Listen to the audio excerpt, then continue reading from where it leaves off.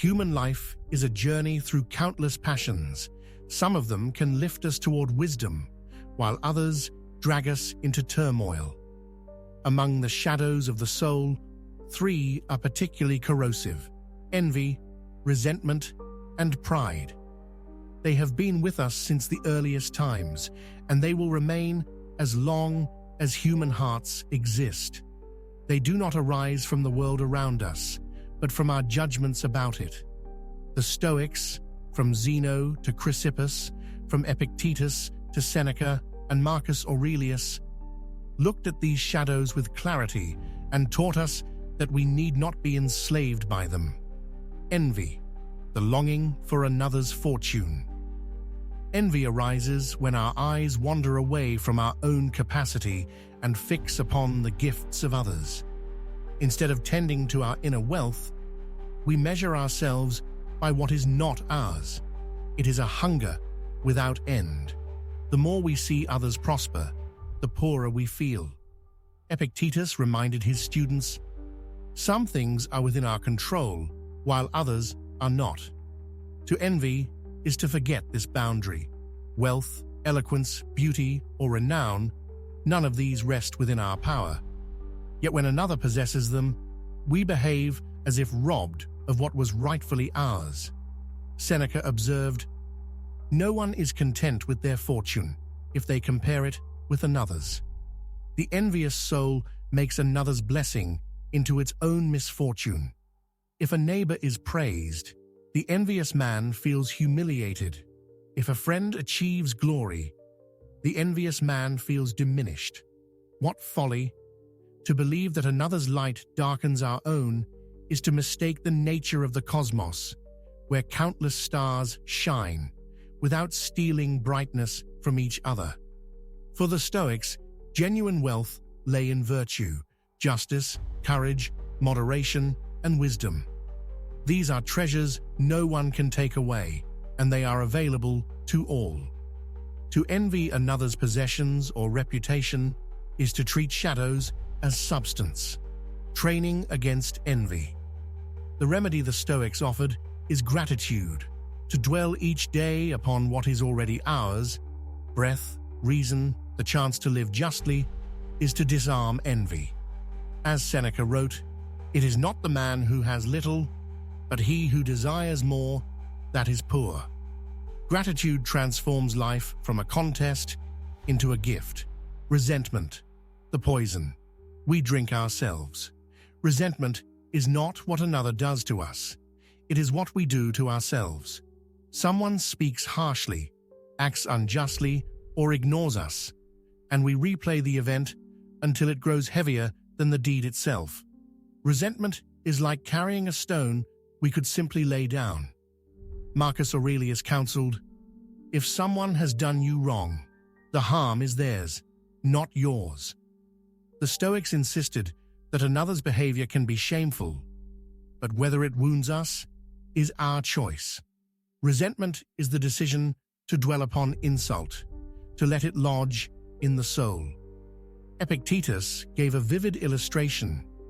If a child strikes us in anger with a toy, we do not feel deeply injured because we understand the child's ignorance. Why then do we take offense when adults, also blinded by passions, act foolishly? Their behavior, too, is born of weakness, not malice. Seneca advised treating insults as we treat the barking of dogs or the cries of birds, unpleasant perhaps, but no true injury. The only real disgrace is our own, if we respond with bitterness. Training against resentment. The Stoic way is to remember that others act wrongly out of ignorance, just as we pity the sick. Rather than hate them for their symptoms, we can view the unjust as souls afflicted by their own errors. This understanding loosens the grip of resentment. As Epictetus warned, if another can anger you, he becomes your master. To forgive is not weakness, it is liberation. Resentment chains us to the offender, but forgiveness restores freedom. Pride, the subtlest of shadows. If envy pulls us downward and resentment binds us to the past, pride lifts us falsely above others. It is the most insidious weakness, for it often wears the mask of virtue. A man may delight in his justice, yet despise the unjust. He may take pride in his moderation, yet secretly boast of it. Even humility can become pride when it seeks admiration. Marcus Aurelius cautioned himself, "Do not be proud of power or fame, not even of virtue itself, for all of it may be lost, save only the action done in the present." Pride seeks applause, while true virtue needs none.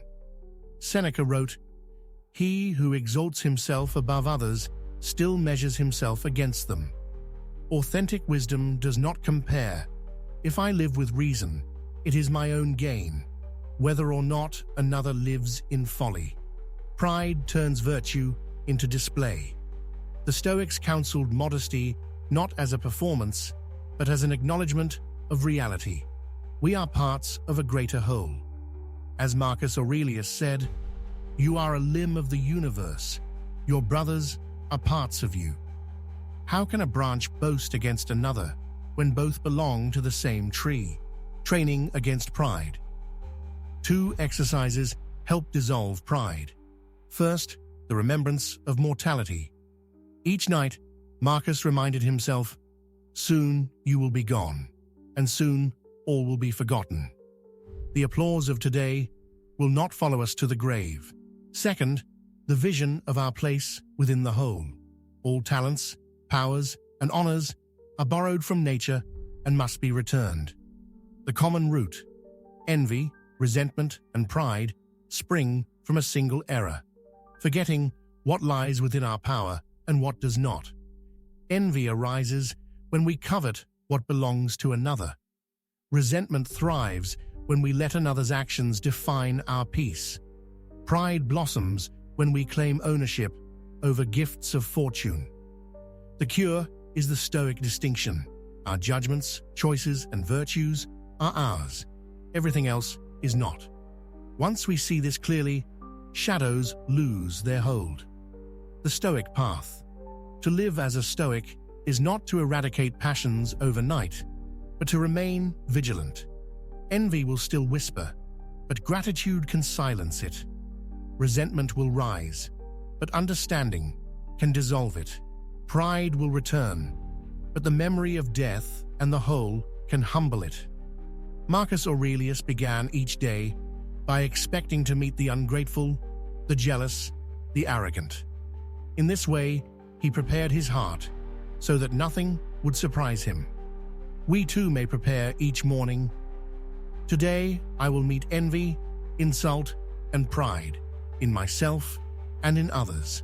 I will not be mastered by them. Life beyond the shadows. The Stoics never promised a life untouched by weakness, only the freedom not to be ruled by it.